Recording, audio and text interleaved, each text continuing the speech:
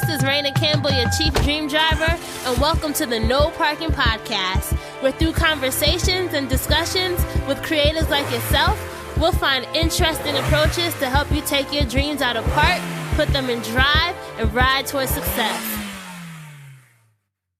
Hey, Dream Drivers, welcome to episode 79 of the Dreams and Drive podcast. And today we're going to be speaking with publicist Alli Rodriguez on the topic of how to balance it all, how to juggle it all. We're all doing a lot of things between juggling career, work, family, friends, life, ourselves. How do you manage it all? How does that play out in someone's day-to-day, especially if you are a dream driver?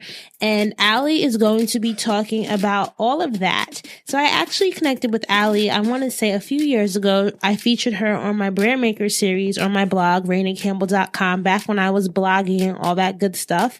And we have stayed in touch, and Alli's somebody who I love her spirit. I love how relentless she is. I love how motivated and driven she is. And I thought she would be a great asset to the Dreams and Drive show. So I hope that you guys enjoy hearing her talk about her life and some of the things that she's experienced, and just talking about the problem that we all face, the problem that we all have to figure out answers to. And that's really the art of juggling, the art of balancing, the art of not losing yourself when there's just so much that has to be done.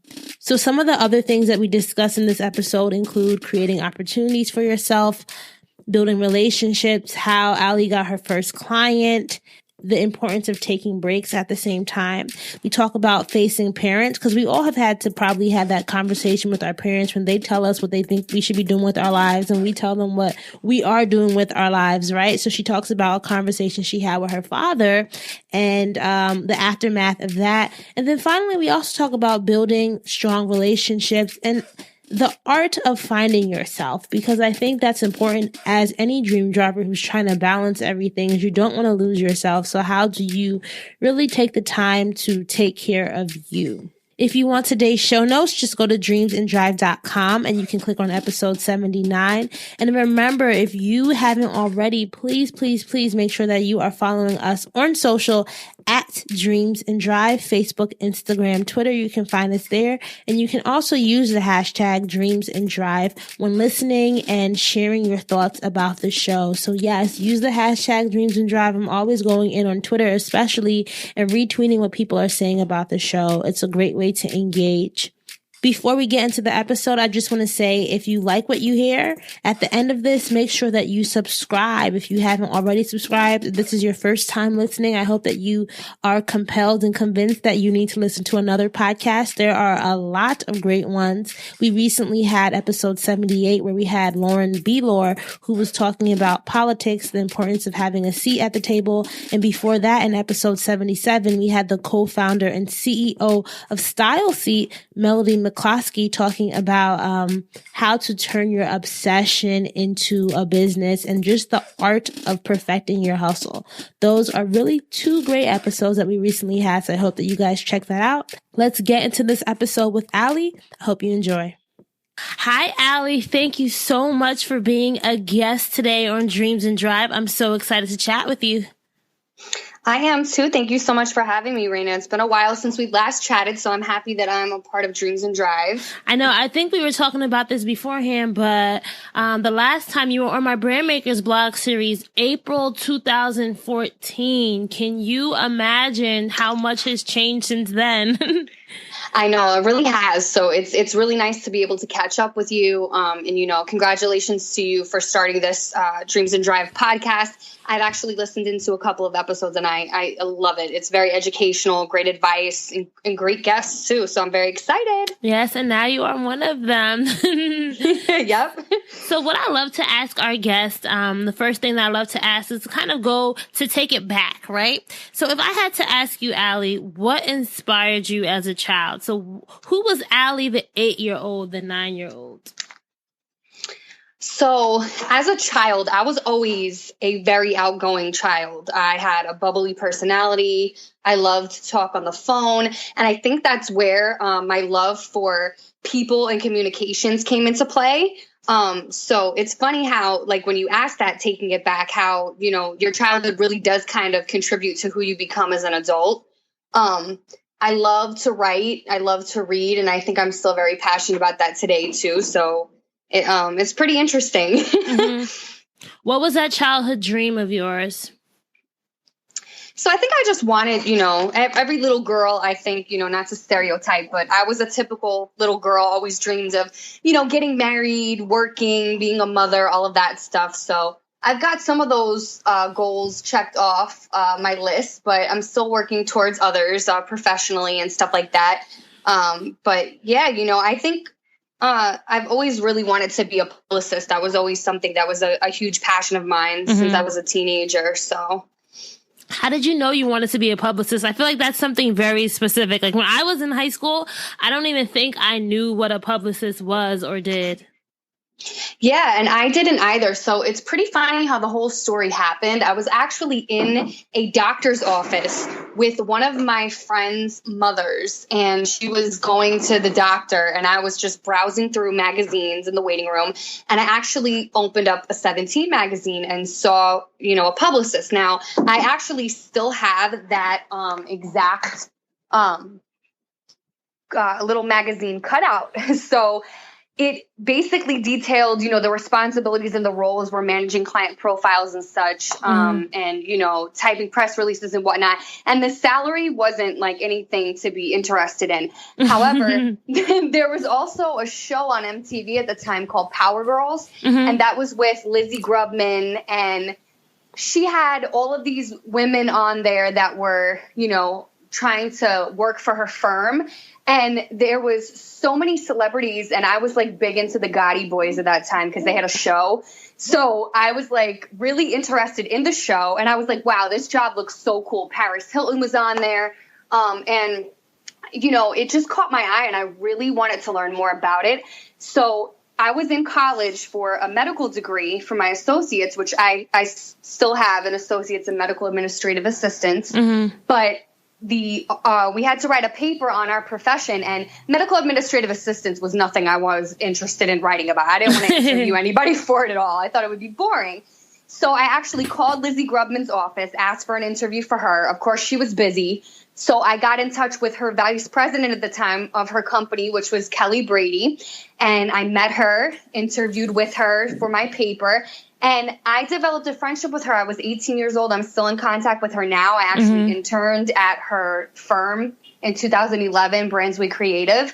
So it's kind of funny, and going back to that childhood and everything, I'm a very passionate person as well. I've always been like that, and I've always been very strong-willed and determined. So when I make up my mind about something, like I'm going to get it, whether whatever's in my way. So, I was really determined to learn about the field, understand what the profession entailed, and learn more about the steps to getting a job in that career. And Kelly kind of, mentored me for a long time and, got me comfortable with learning about what it was. And then I just fell in love with it. I'm good at it. And, it just is something that it's always different. It's always changing. It's never doing the same thing all the time, which I love too, because I hate doing the same thing every day. Us multitaskers, right? We always have to keep busy with whatever that we're doing.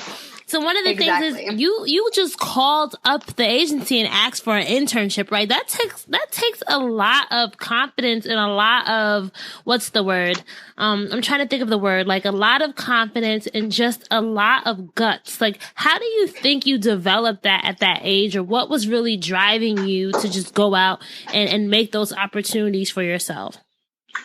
Well, so I actually called up to ask for an interview first for a paper. And that really was just because, I knew I wanted to interview them. And, being a small town 18-year-old kid from, I'm from Pennsylvania, and they were a big, Lizzie Grubman PR is a huge firm in New York City. Like, why would they want to have an interview with a college student, So, yeah, I do think that was a lot of guts. But I like I said, I've always had that determination, and I'm very stubborn. Like, when I want something, I'm going to take every action possible to make whatever I want happens. So, and I think it also comes from my parents, because as a kid, they've always told me I can do and be anything I want, which I think is sometimes a bad thing, because then you're like, wow, there's so many things to do and be in life. You know what I mean? Mm-hmm. So, I just think that, I just knew what I wanted, and I wasn't going to stop until I heard, yes, I'll have that interview. And then once I got the interview and wrote the paper, I developed a friendship with Kelly. And, at that point, then in 2011, I asked her for an internship at Brandsway Creative. And, since we had developed that bond all those years, she was more than willing to have me come and work for her company, which was awesome, because it was a newer company at the time too, which was neat. So I know that you decided to go back and get your bachelor's at some point. What caused you, or what motivated you to do that? Yes. So I was really, just, I think, stuck with that associates and medical administrative assistants. There really wasn't any job opportunities, and I really wanted to have the paper that matched the career. Mm-hmm. So I went back for my bachelor's in corporate communications, and talking about how things have changed, I've actually now gone back for my master's as well, and I'll be finished in December of this year. And that's in business administration with a concentration in marketing. Ooh, congratulations. Thank you. And I know at this point, I guess I don't remember the time period, but you also have been interning at a Blog Talk radio show, the Diamond B Experience. And that really was a pivotal point in your career. Maybe you can tell our dream drivers a little bit about how working with the Diamond B Experience really helped build your network. Absolutely. So that actually opened a lot of doors for me. Diamond and I have been very good friends for a long time. And, I worked there from 2011 until right before I got married in 2015. She actually went out of the country to do some work with the Y, and we ended the show, unfortunately. But I was the talent coordinator, so I pitched, for talent to come on the show to be interviewed. I developed all the questions mostly for her to interview them with, schedule the show, and then I helped to market it.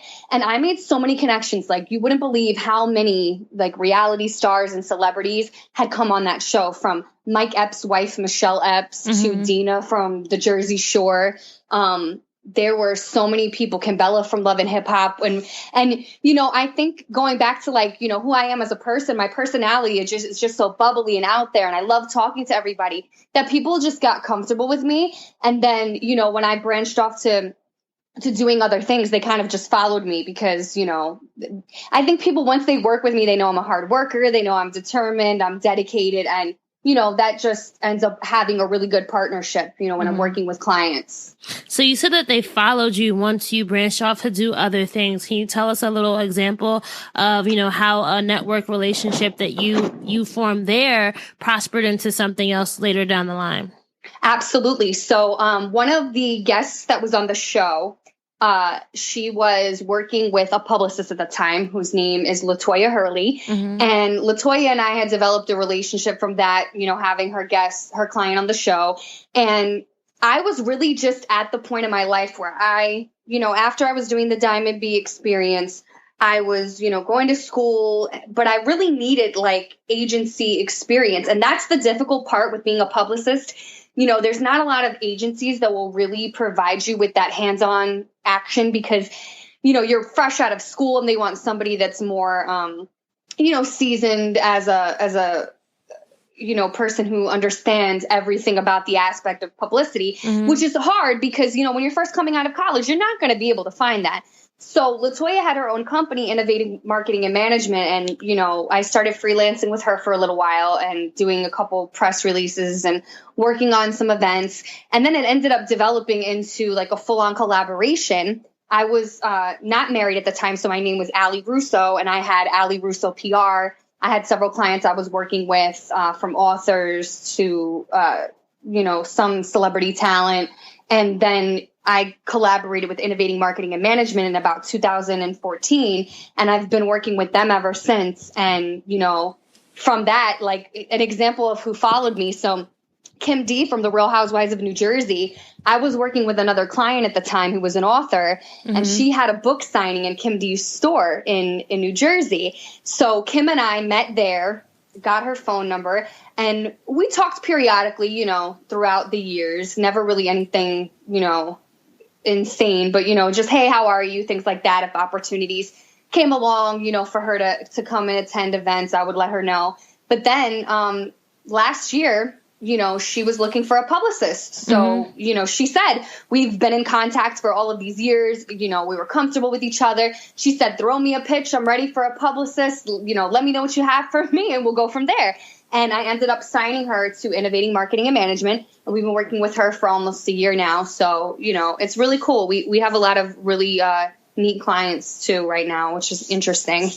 Now that's really cool. And I think that's something that a lot of us listening in is just the whole importance of really honing in on your relationships, because those are what's going to be what help present you with new opportunities. Because what if you had never stayed in contact with her, right? Or you hadn't been valuable to her during the times when you guys were just associates, this opportunity would have never have happened. So that's something that we all can take away.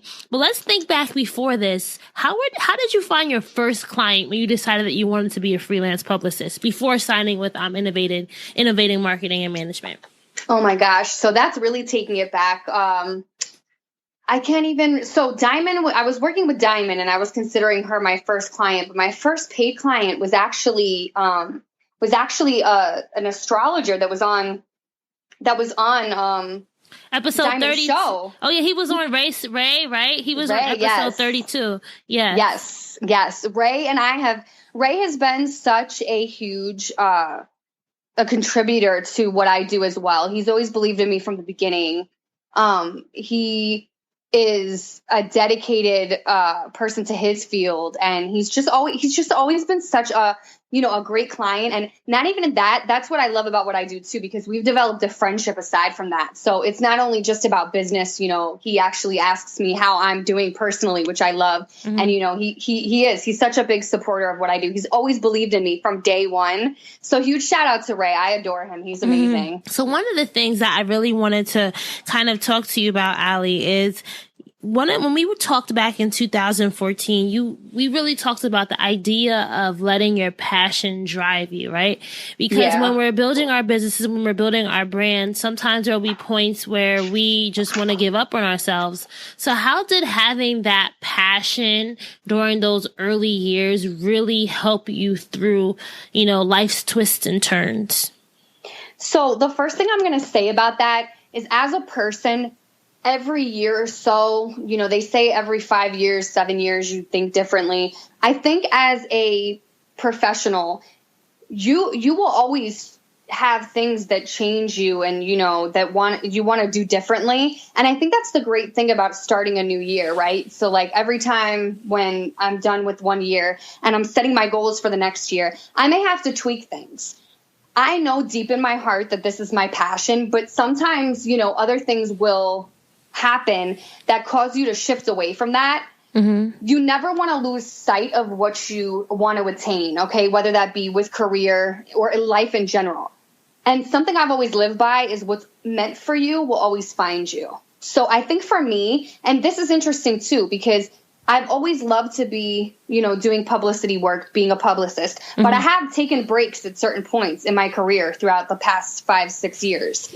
And when I took those breaks and I started up again, it always started back up better and bigger than before.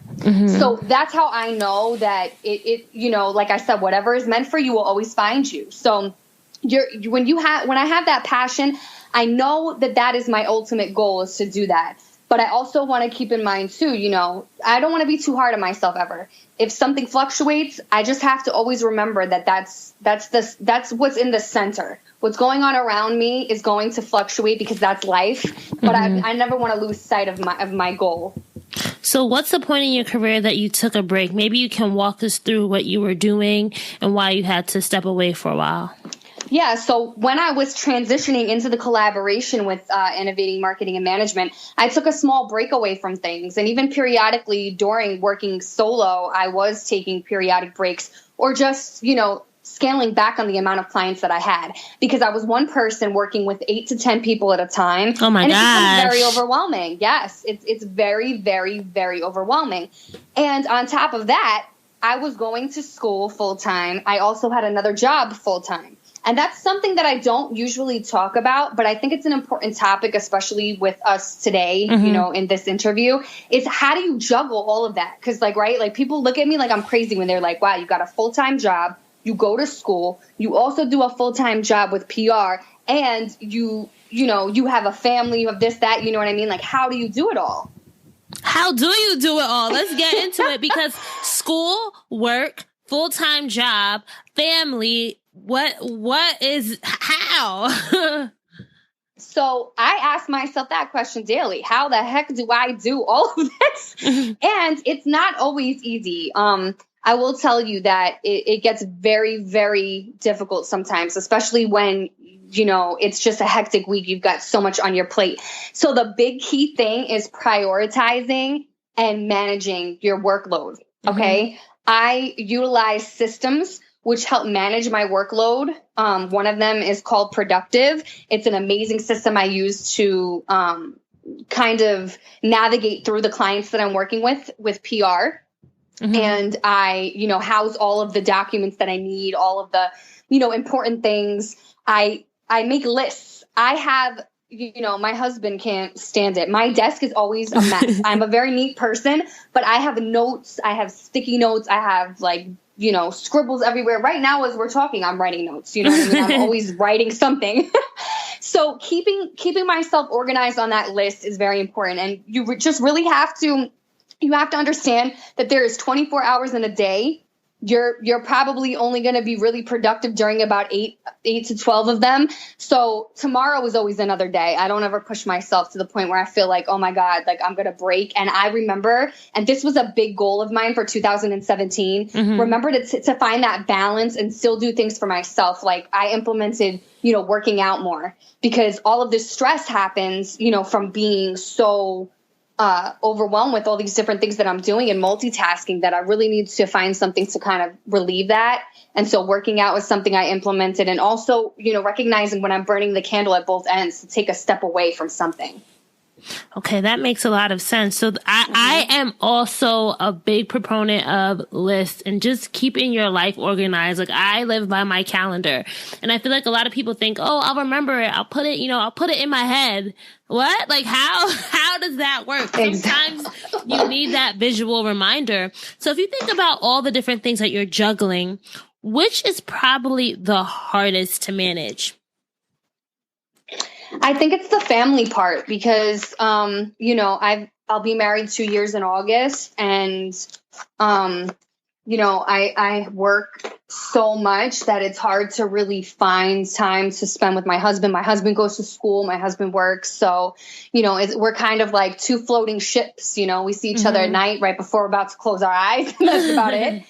So, really what I've also tried to implement is on the weekends, just spending time with family, and really just, making sure that I dedicate one full day to not worry about work. And that's why too, like with school, especially, my assignments are due at midnight on a Sunday. The good thing with school is that I do it online, so I can have that flexibility. I don't have to be at a class at a certain time. So I try to make sure that I get all my schoolwork done by Monday through Friday. That way I'm not working on schoolwork on the weekends. And sometimes it works, sometimes it doesn't. But, I really try to do that. That way I can have my weekends to myself. No work. I don't want to deal with work on the weekends. And you have to be really strict about keeping to that, right? Because a situation could easily come up where it's like, oh, Alli, respond to this. So how do you manage the times where there are things that come up that try to disrupt that peace and that set aside time that you have set up? So creating boundaries, I won't answer my cell phone at a certain time after the evening unless it's something critical. Okay. So I let all my clients know that. Yeah. Okay. I let all my clients know that if you message me after 9:30, 10 o'clock at night, you most likely won't get a response unless it's mission critical. If a lot of the times too, I deal with clients booking them on networks in different time zones. So I could be getting emails from LA at 12 o'clock our time when really it's 3 hours behind. So it's like, 10 their time or whatever. So I just kind of prioritize. And I remember that, I have to prioritize. So if it can wait till tomorrow, I'm going to wait. But if it's mission critical, then I'll approach it at that time. So setting those boundaries are something that's very important. And that's something that we all can kind of do in our business and our brands. I know for myself, one of the things that I try not to do, and sometimes it's hard, I try not to email business related things on Saturdays and Sundays. So I'll work on stuff on the weekend, but I use an email scheduler. So let's say I want to send out a client, prep document or something like that. I'll work on it on the weekend, but I'll send it on Monday so that the person on the other end didn't know that I was actually working on it on the weekend. But I think if you just set up the boundaries, they'll never know that I was working on it, but I just wasn't interfacing with them because I don't want them to then think that, okay, it's fine for me to email Raina on 5 o'clock on a Saturday to get a response, Exactly. And that's a problem that I had with a couple of people that were just calling me at all hours of the night. And I'm like, wow, like I gotta cut this. Cause I was answering at the beginning and I'm like, wow, I'm crazy. You know what I mean? So now it's like, if they text me, if you don't get a response, 95% of the time I've already read it. I'm just not going to get back to you until tomorrow. And you create habits for people that way too. If I let that slide and answer at that 12 o'clock call, like you said, they're going to think that it's okay for them to do that continuously. So I really try to stay as business professional as possible. Being a publicist, you don't have a 9 to 5. So there's going to be times when I'm working on stuff at 10:30 at night. But then again, I use those like email schedulers, like you said as well, like different programs that are going to allow me to still work on my projects, but it's going to send them in the more business related hours. That way we kind of keep that, that common courtesy and respect for each other. Mm-hmm, definitely. So are you still working a full-time job now? Yes. So again, I don't really indulge in that with my clients because, it might be news to some of their ears actually now, but yes, I do. Okay. And the reason why I don't know if you were going to ask why I don't indulge it. Yeah, you can talk to us about that. But what I also wanted to ask you was just how does that work? And, how do you kind of manage it all? Because that's really tough. And I can even talk about my own experience working a 9 to 5 as well. So yeah, why don't you tell clients that normally? Because I don't want them to think ever that their project is going to be compromised by my 9 to 5. So my passion is being a publicist. However, right now it's not really paying the bills. So I need to have a 9 to 5 to pay the bills. Mm-hmm. I make great money being a publicist, but it's just not enough at this moment. So, we have to have that because as people, I enjoy the finer things in life. And, I like to live my lifestyle a certain way. So I'm a hard worker. And with that even being said, even if I didn't have that 9 to 5 that I'm doing now, I'd probably have something else in addition to being a publicist. multiple revenue streams. Right? Yes. Right? And it's funny because, just a sidebar note. So I don't have any children yet. But people have asked me before, like, how are you going to have a child and do this? And honestly, I don't know the answer to that question, but I'm a dog mom and I have a 2-year-old dog and it's almost like having a child and it's difficult at times because she's very needy. But, I think I'll figure it out because I just love to be busy. I'm a Virgo. I'm big into astrology. I'm a very spiritual person when it comes to all that kind of stuff. So I love to be working. Like I have to have my hands in something. But at the same time, when I have all these things on my plate, sometimes I'm like, oh my gosh, what did I get myself into? But it works out. So with that being said, how do I manage it? So my 9 to 5 is very flexible in the sense that I'm able to work on both. Okay. But I never let them interfere with each other. Okay. So if I know that I'm going to have a busy, because my weeks are always planned during my 9 to 5. So if I know that I'm going to have a busy day, I try to plan, calls and stuff around my breaks and lunch. That way, it's not interfering with the job. I'm handling those types of things for PR, outside of my normal work hours. And then, I get out of work at a reasonable hour. So I'm able to still work on the PR stuff as well. The one thing that is challenging sometimes is like, I said, it's not always, the type of job being a publicist where, you're going to be structured. I get calls randomly or text messages. So I just kindly let people know I'm in meetings and that, text is the preference right now because I can always text, you know, for the most part. But I try to just have that organized. My calendar is always full, but I try to have things scheduled so that they don't interfere around each other. And I generally work on my PR stuff after my 9 to 5, but there's some points, like I said, during the day where I just schedule my meetings around what's happening. But it does get very overwhelming. So, you know, right now I have the 9 to 5, I have the PR, I have 3 clients that I work with, and then we have an event going on right now. So it's a lot to manage. And then putting in personal life on top of that, it's like, oh my goodness, and managing school, it does get very crazy sometimes. When I started school last year, I was like, I knew I really wanted to get my MBA, but I was like, you know, I'll be okay. I've done this before, and I was doing the same thing. But I wasn't working from home, so it was even more challenging to get everything done. Now that I work from home, I think it's just like a lot easier because I have that time to myself to be able to, you know, not interfere with like, you know, customers, like, because before I was working in a pharmacy, so there were customers always coming in and talking to me. Now I'm kind of, you know, I'm in the house all day, so nobody really distracts me, which is good. No, that's good. And I was going to ask, does your employer ever, you know, does your employer care? Because I feel like there's some employers where you can't even tell them that you have other interests beyond your, you know, beyond the job that you do for them. But is your employer pretty flexible with knowing that, you know, you may be doing other things or that you have other interests outside of work?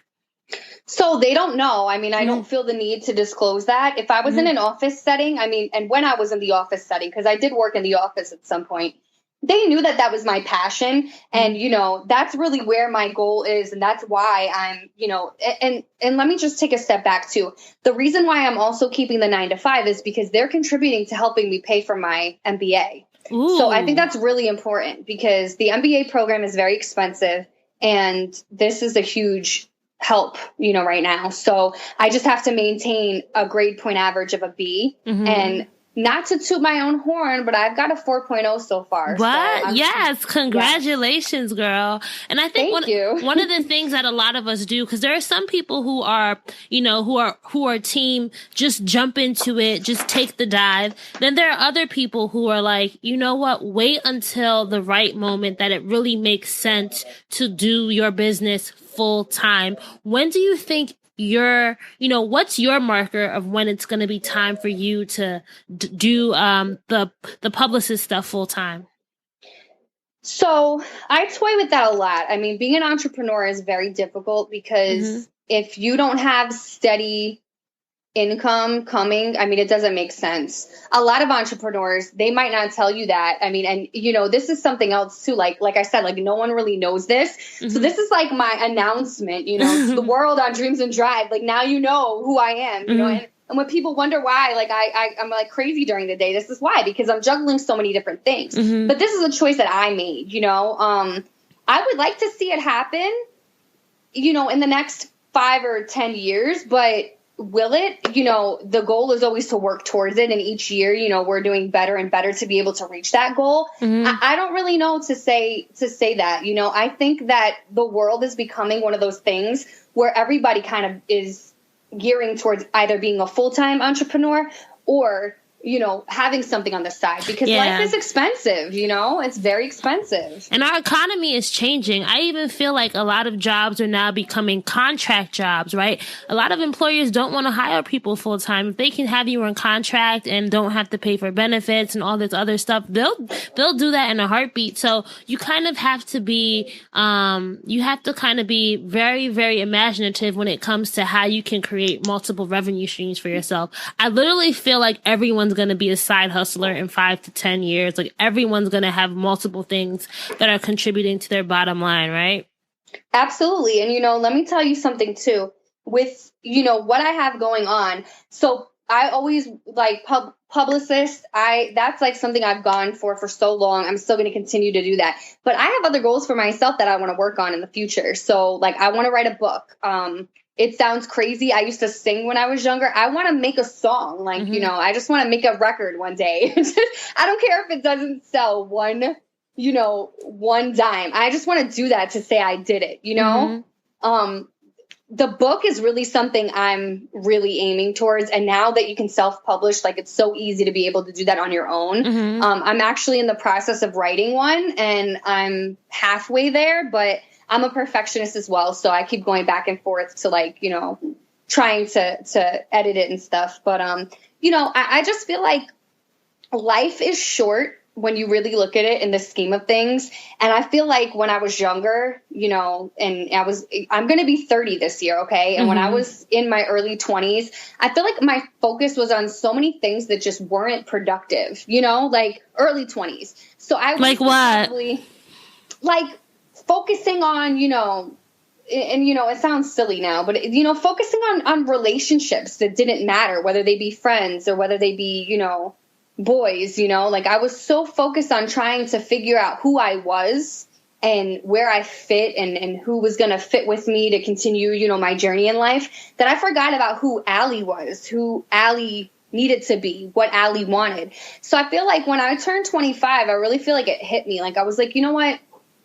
No one's going to do this for me. You know what I mean? I have to do this for myself. So I started to look at it and, you know, I've always been the type of person, I never really followed the crowd. I always kind of did my own thing. I mean, I did, you know, enjoy working with people and, you know, I also enjoyed, you know, going out every once in a while, but I was more of a goal getter. And I think that still stayed with me my entire life. I just believe in hard work. And I know that, you know, my dad's an entrepreneur. So I saw him build his business from the ground up and saw how, you know, he didn't have a 9-to-5. He didn't have a 401k. And I saw how you have to really hustle to get every dime and be, you know, responsible with your money to be able to make it grow.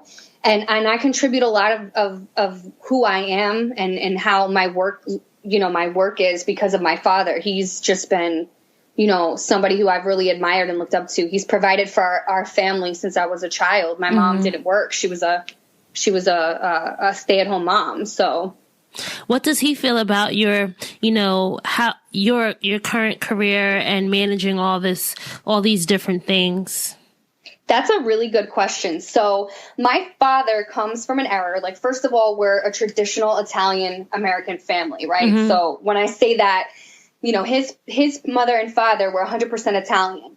So they grew up on values that the man works and the wife stays at home. So that's why he, you know, he always said he didn't want his kids being raised by a daycare. He wanted his wife to raise them. And my mom was fortunate enough to be able to do that. So it was funny because we were actually driving to the airport one day because my husband was going to, he was born in Puerto Rico and his family was there and a family member had passed away, unfortunately. So him and my mother-in-law were driving to Puerto Rico and me and my dad had to go to, you know, the airport with, you know, so on the drive, we're just talking and we're talking about, you know, me and all these goals that I have.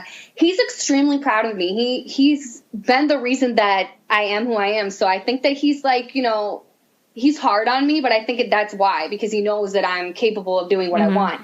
But he also said to me, like, you know, you're going to be a mother one day, like, you're going to do this, like, you know, I forget exactly how the conversation had went, but it went back to those old school traditional values, like, you know, you should stay at home and the man should do this. And I looked at him and I was like, Dad, with all due respect, like, that was you then. This world is so much different than when I was, you know, 1987 when I was born, you know, and it was hard then, but it's even harder now. And, you know, you also have to understand, you know, I'm married. I love my husband. My husband loves me. We have a great relationship, but you know, I feel like, too, you also have to understand that divorce was not a big topic that people when my parents' generation, you know, they experienced.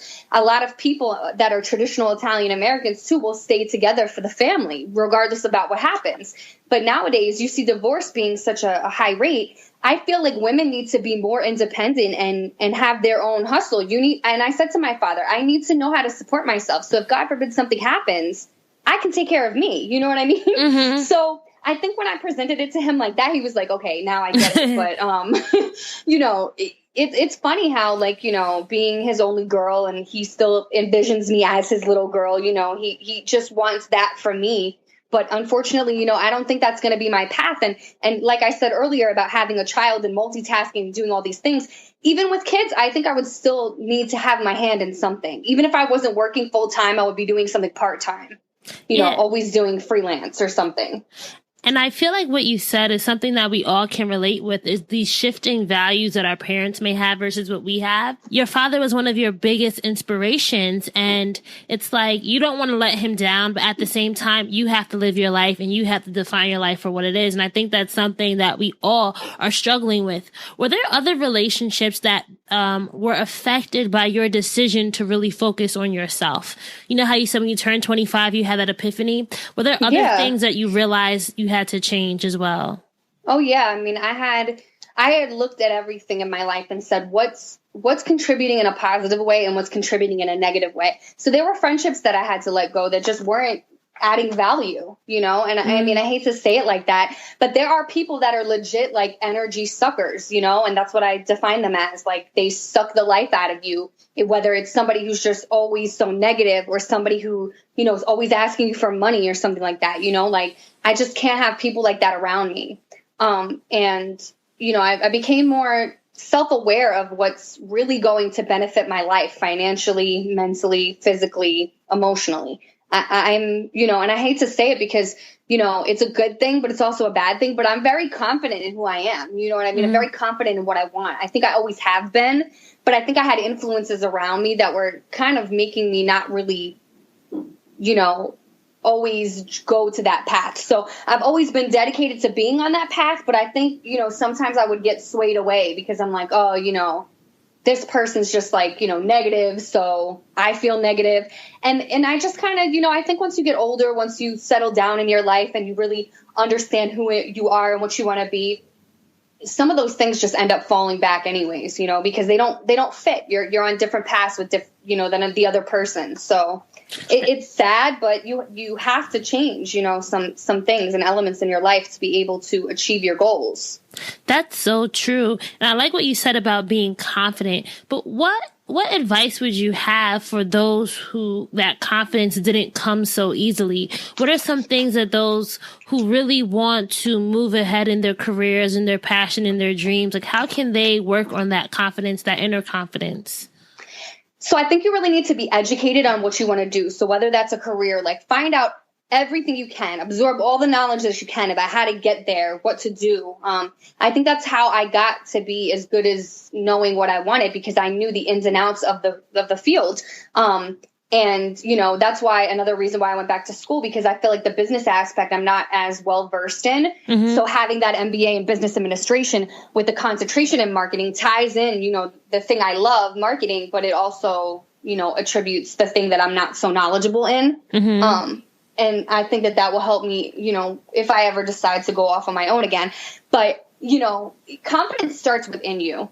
And I think that if some people have it and some people don't, and I hate to say it like that, I think you can find it, but I think it comes to you when it's supposed to. Earlier when I said what's meant for you will always find you, I feel like when the time is right for you to find that, you will. But I feel like, you know, you need to dive into things. You can't be afraid or hold back or think the timing is going to be right 2 months from now. If you want something, you need to go for it. And that's where your confidence builds, because if you go for it and you succeed, you'll see how great you are at doing it. And then it'll just come naturally. And I think that that's important, you know, try to ask for internships or, you know, start interviewing people. Even if you're not in school, just call up and say you're writing a paper. A lot of people, you know what I'm saying? I've done that before. Oh my gosh.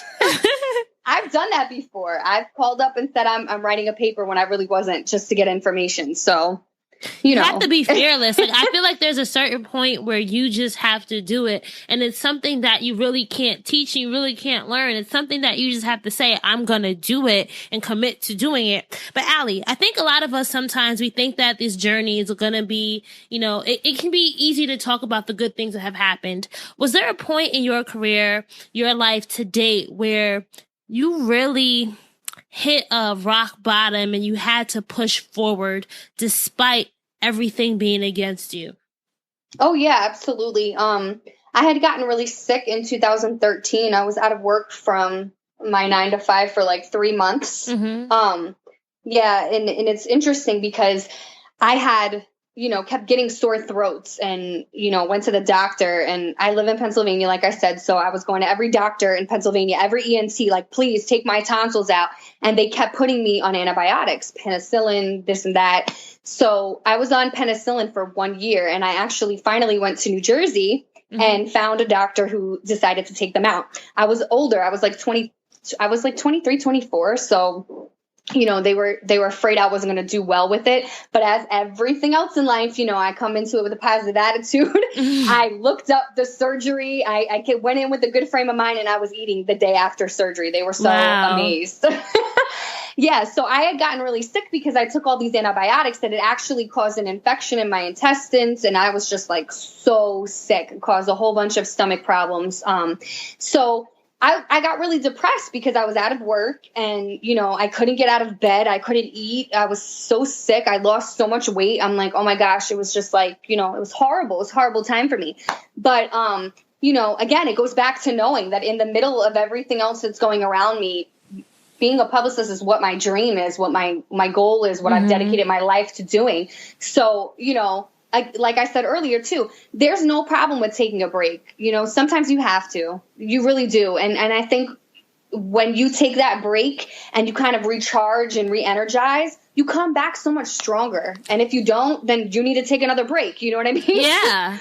Because you trying to operate on energy that's not taking you anywhere. You're just wasting time. You know what I mean? It's like, you could try to do so much, but if your spirits are really not where they need to be, it's just better to just step back, go to sleep, don't try to fight it, and let yourself recharge. So you could not say that enough times. I think it's something that a lot of us think that being busy all the time is what's going to help us bring success. And that's not that's not always the case. Being busy all the time won't make sense if you're not being the right type of busy, Yeah. And I always think of it this way too. Have you ever reached out to somebody who owns a business and you try to ask them a question and you can tell by their response, like they don't know what's going on because they got a million other things happening? I don't want to be that person that can't give you a confident answer because my mind is in a different place. I want to be 150% there for you when you reach out to me, ready to work with you when you're ready to work with me. You know what I mean? Like, I don't ever want to be distracted. So I think that that's important. Like, while you need to manage your day, and there, I don't feel guilty about it at all. I used to burn myself to death. I would be working my 9 to 5 and then be up until midnight and then have to get up again, or not even. I'd be up until, and sometimes I still do it. I'll be up until 3:00 in the morning and then have to get up at 6:30 to go to work. And I'm like, oh my God, like just brain dead. And you're of no good use when you're tired. And when you're not passionate about something and you start to lose that energy, people can see it. And I don't like to do that. So really, and I can't say this enough times either, my goal in 2017 was to remember how to balance everything, because I forget that a lot because I'm so go. I made a promise to myself, and I've been pretty good at it this year. Like, when I'm on vacation, I'm on vacation. I'm not answering emails. I'm not working on things. It can wait until I get home. I need to focus on family because they're not here forever, and focus on those things that are important to me because, you never know. You really don't. What's going to happen tomorrow. So I don't want to ever have the feeling that I'm not focusing on the right, areas in my life. I want to have every area getting the attention that it deserves. What's your take on asking for help? That is something that is very hard for me to do. I'm glad you brought that up. I'm a Virgo. Okay. I am a passionate person. I love to multitask and I love to help. So, and I can use this example when I'm working with LaToya. We're working on a project together. If I see she's stressed with what's going on, I want to take her workload on. I want to help her. But you know what? It really does defeat the entire purpose of us working as a team, because then I bring her workload that's stressful on top of my workload that's stressful. And then I just become overwhelmed, and then things don't get done correctly, or I forget things. So that was another goal of mine in 2017. I'm going to ask for help when I need it. So now, we kind of develop what, and she brought up a great idea, and I attribute a lot to me being organized to two people that I've worked with in the PR field. Shelly Trung was one of them. I worked with her for a blog called 365 Dates. she got me really designated into working with, or really programmed into working with Excel spreadsheets and calendars and all these different programs. And LaToya is the same way. Like she will make sure that we, keep a track of our workload during the week, so that if it's overwhelming, and when we talk weekly during status calls, she can say, okay, well, you know what, Allie's got like 70 things on her plate right now that she just can't do all of these. So you know what, here, I'm going to help her with this. Mm-hmm. And I've decided to become more vocal about what I need help with, so that I don't become overwhelmed, because it does get a lot, especially when you're managing clients. It's a lot of work. Yeah, and it also affects you being able to juggle and having that balance that you so desire. But I know you're doing a women's empowerment event, or you're a part of that. Can you tell us a little bit about that, and you know how that's fitting in with helping others learn how to balance? Yes, absolutely. So I'm super excited about this. I did one of these in October of last year with Kim D from the Real Housewives at her store in New Jersey. It was really successful, and I think it's a topic that, we're seeing more of these like women's social brunches and these women empowerment events. And I think it's really just to, bring women together, and we can hear each other's stories. And there's so much like, body shaming and so much, negativity on social media that, I think that people need to really come together and create positivity and really be that force to people. So one of my clients is Jessica Castro. She is an actress and model, and she also was a reality TV bride. She's hosting this first event. It's called Women Inspiring Women, and I'm going to be a part of the panel. We're going to be discussing, issues about, how to balance this. And that's something, like you said, everybody's so intrigued by how you do that 9 to 5 and balance those other side hustles. So we're going to be talking about that. That's going to be one of the key pieces. And also just, how to just build each other up and create a network, because I don't think women network enough. I mean, look at you and I. We've known each other for so long. Mm-hmm.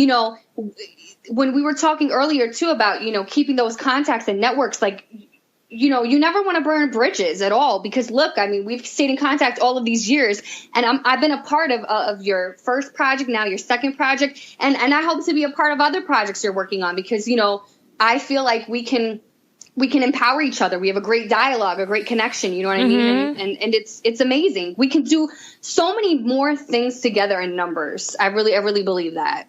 So on that note, what's one tip you would have for listeners, for our dream drivers listening in, on how they can reach out to somebody else and empower them and really leave and plant a good seed for success?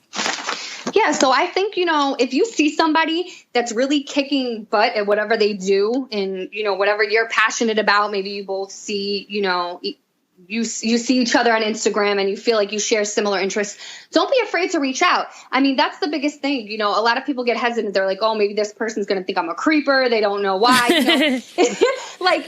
Like reach out. Don't be afraid, because you never know. I mean, I think, and I don't even remember how you and I met, but I think it was, I was writing a story. And I was trying to get Kimbella, and I think you were her publicist at the time or something like that. Yeah. Mm-hmm. Yes. Okay. So look, so if we never would have, started that dialogue and said, hey, what do you do? Hey, what do you do?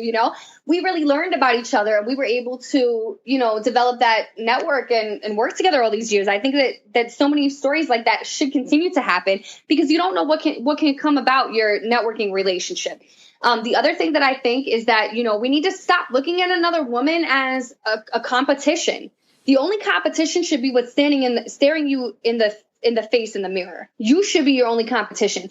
You will never get anywhere in life if you're looking at the other person. And this is why I'm such a big driver on women's empowerment, because I've had a lot of females around me that have been haters, and there's no other way to say it. You know what I mean? Like, oh, well, she does this or she does that, or, talking about what I do. And you know what? That's fine. Talk about me all you want, but you're not financing me, right? You're not providing anything positive to me in my life. So your opinion really doesn't matter. And I think a lot of women get down on themselves when they hear those negative comments. To me, it's like, hey, and that was a big thing I had to learn, that these other people's comments don't matter.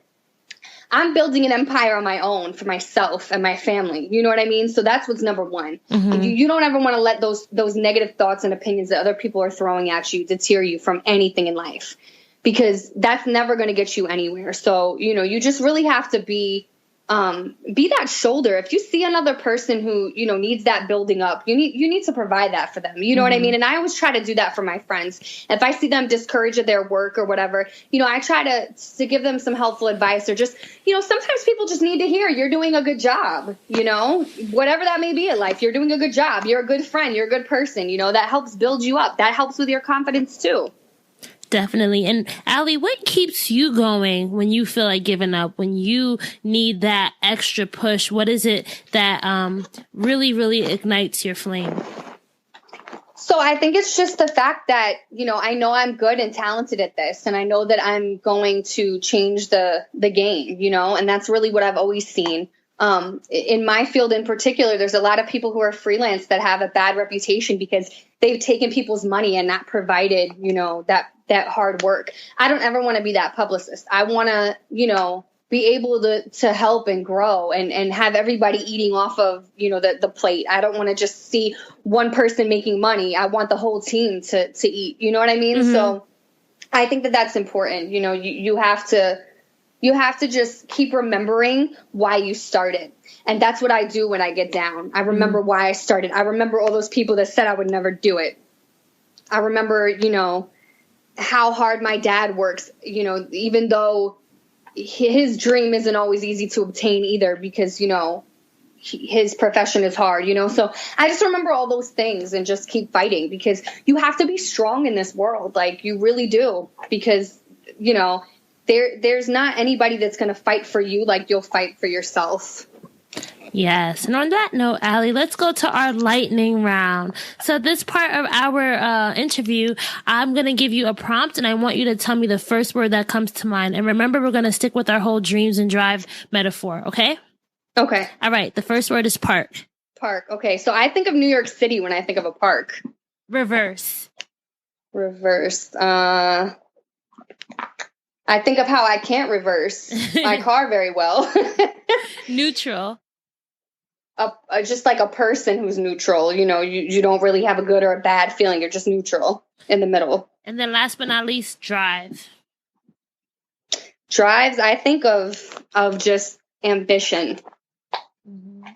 And if you want to be a dream driver, you have to have your keys to success. So Alli, tell me 3 things that you think every dream driver needs in their toolkit before they hit the road. Okay, so the first thing would be confidence. You need to be confident in who you are and where you're going. The second key to success would be determination.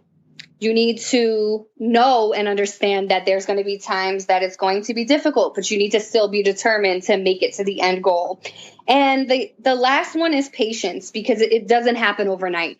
So you need to really, be patient with yourself, be patient with the process, be patient with your journey. So, Alli, can you tell our dream drivers where they can find you online and some of the things that you're working on? Yes. So you can find me online at the handle is Alli, Alli, Rodriguez, Rodriguez, P like Paul, R like Robert. So Alli Rodriguez, PR. That's on Twitter. That's on Instagram. I also just recently opened my Facebook back up, but it's only a Facebook page. So you can find me by Alli Rodriguez, publicist, and that's going to show you some of the things that are going on. Right now I'm working with 3 amazing clients. I have Kim D from the Real Housewives of New Jersey, Jessica Castro, who is the actress, model, and the reality TV bride, and Rich Graff, who was on AMC's network with Making the Mob, and he's also a producer. He's got a movie coming out called Amaranth later this year. And I'm just pushing on. I'm working on these projects. The event's going to be Saturday, June 3rd for Women Inspiring Women, where I'm going to be on the panel. I'm just pushing. I'm trying to find more clients to add to the roster, just trying to get my degree finished and staying sane throughout all of it, and just remembering to keep that balance in life. You will. I believe in you. You have done so much. You have inspired me just knowing you over the years. And I feel like we've both seen each other grow in so many ways. Yeah. So it's been a pleasure to have you on, Alli. And just thank you so much for sharing your dream driving story with us today. Thank you so much. And the same to you, thank you for making me a part of this. This is fantastic. So thank you, everybody. And if anybody wants to reach out to me, please don't hesitate. I will definitely push you to go after your dreams. All right. So that's a wrap for episode 79 with Alli. I hope that you enjoyed hearing her dream driving story as well as her keys to success. There was so much that Alli talked about in this episode about balancing it all and still believing in your dream. And I think one of the most important takeaways for me was the importance of taking breaks. Sometimes we overwork ourselves. And something that I talk about, I'm going to talk about in a future episode is the importance of being consistent and persistent. But at the same time, you don't want to be so consistent and so persistent that you are draining yourself.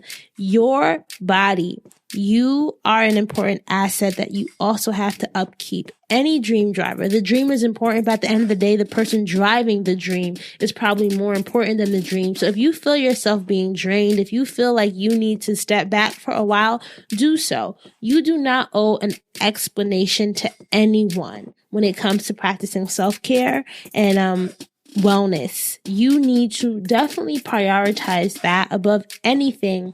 The key to balancing is knowing that sometimes you cannot do it all, or sometimes you have to refocus and say, I can't do X, X, and X. I can only do one of those 3 X's. So figure out the 1 X that you can do it well. And remember that just because something's in the garage does not mean that you can't go back to it later.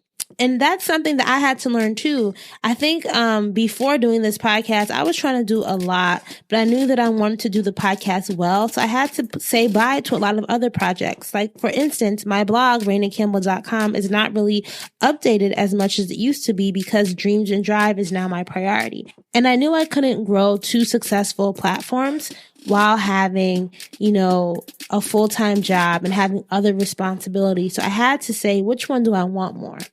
And how bad do I want the one that I want, right? And I wanted the Dreams and Drive to be something really bad. So I focused, I sacrificed, and I really honed in on figuring out how I could create a schedule around Dreams and Drive that would allow me to also do other things. And it's something that I actually perfected. I want to say in college or high school, maybe even middle school, I like to work in batches and work ahead. So if you are close to me, and you've probably heard me talk about this, I have interviews done already so that I know I don't have to worry about interviews for at least 6 weeks out.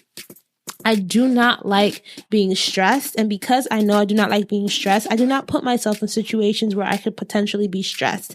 So I always have some kind of backlog. I'm always trying to record at least once a week, even if the podcast doesn't go up for a few weeks, just so that I'm staying on top and ahead of things. That has been my philosophy for a long time in college. I always was reading ahead. So if reading for Monday was, chapters 1 and 2, I would read chapters 1, 2, 3, and 4 and do notes on that so that I didn't have to worry about, all right, next week I have a dance performance, so I'm going to be practicing for 2 hours every night. I knew that I already taken care of the next chapter's reading or the next class's reading. So that has just been my philosophy. It's worked for me. I know that if I stick to scheduling Dreams and Drives interviews for only Tuesdays and Wednesdays, the rest of my week can be used how I want to use it. I edit normally Saturday morning, Friday evening. I try to edit one at a time and just do it all the way through, do the show notes all at once. I'm very, very process oriented, and being process oriented, always looking for the most efficient way to do things, has allowed me to really balance and allow me to kind of learn how to juggle it all. And I think at the end of the day, you have to set people's expectations. You have to tell people, and as Alli mentioned in the episode, you have to set boundaries. So if I tell one of my friends, hey, you guys know I'm busy, I'm probably only able to hang out on Friday or Saturday, they're not going to send me invitations for things on Tuesdays and Wednesdays because they know that's my podcast days. And I think that's part of the sacrifice that you make when you're building something, is maybe there's something that's really, really popping that's happening on that Tuesday and Wednesday, but I know at this point in my life that I have to just stick to those boundaries that I have created and know that that's going to help me keep efficient and also help keep me stress-free because I don't like stress. Make sure if you like this episode, if it's your first time listening, or if it's not your first time listening, make sure that you are subscribed. So whether you're listening on Apple Podcasts, Google Play, SoundCloud, Stitcher, TuneIn, hit the subscribe button so that you get updates every week when we have a new episode. If you want to join our Dreams and Drive community, so that means you'll be part of our email newsletter, and you'll also be the first to know about new offerings, new initiatives, things that we have coming out. Just go to dreamsanddrive.com/join. Keep dreaming, keep driving, guys. Keep dreaming, keep driving, and we'll chat again in episode 80.